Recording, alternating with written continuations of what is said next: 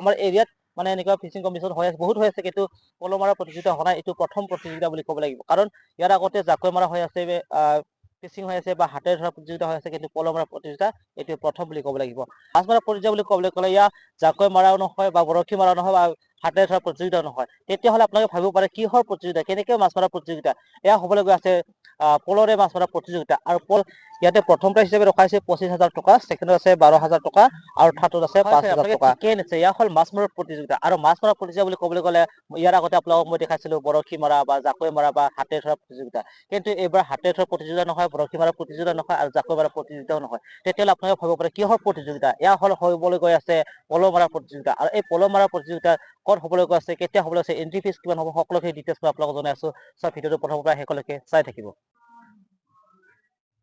হয় ফ্ৰেণ্ড, আৰু এতিয়া আমি জানো আছোন খেলখন ক'ত হ'ব, কেতিয়া হ'ব। এয়া হ'ল পল ফিচিং কম্পিটিশ্যন আৰু অকল ল'ৰাৰ কাৰণে দিয়া হৈছে ইয়াতে।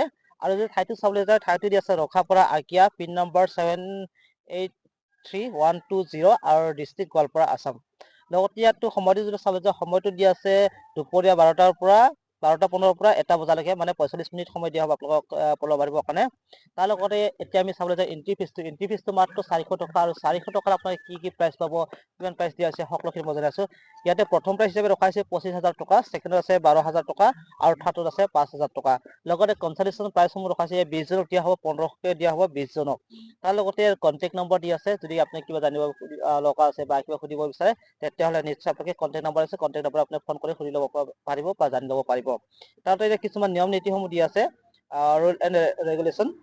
এটা পল মাত্ৰ মাৰিব পাৰিব, মানে আপোনালোকে দুটা পল লৈ আহিলে নহ'ব। এটা টিকেটত এটা পল মাৰিব পাৰিব। আৰু পলৰ চাইজ থাকিব, আপোনালোকে মিডিয়াম চাইজটো লৈ আহিব পলবিলাক। তাৰ লগতে এটা টিকেটত আপোনালোকে যদি 15টা বা 20টা যিমান প্ৰাইজ আছে, ইয়াতে যিমান প্ৰাইজ আছে, যদি আপুনি গোটেইখিনি মাছ পায়, আপুনি অকলেই পায়, তেতিয়া আপুনি গোটেইখিনি প্ৰাইজ পোৱাৰ কাৰণে যোগ্য হ'ব। তাৰ লগতে ইয়াত কিছুমান নিয়ম আছে, আৰু নিয়মখিনি মই স্ক্ৰীণত দি দিম আপোনালোকক। কিবা জানিব পঢ়ি ল'ব থাকিলে বা আপুনি পঢ়ি ল'ব বিচাৰে, নিশ্চয় আপুনি পঢ়ি ল'ব পাৰিব। তাৰ লগতে এতিয়া আমি সময়টো তাৰিখটো চাবলৈ যাওঁ, তাৰিখটো কেতিয়া হ'ব বুলি আপোনালোকে হয়তো ভাবিব পাৰে। তাৰিখটো কেতিয়া হ'ব, কেতিয়া খেলখন হ'ব। এয়া হ'ল 2025 বৰ্ষৰ প্ৰথম ভাগত, মানে জানুৱাৰী মাহতে হ'বলৈ গৈ আছে। জানুৱাৰী মাহৰ 4 তাৰিখে হ'বলৈ আছে এয়া পল মাৰা প্ৰতিযোগিতা। ফিচিং কম্পিটিশ্যনৰ পল মাৰা প্ৰতিযোগিতা এইটোৱে প্ৰথম বুলি ক'ব লাগিব।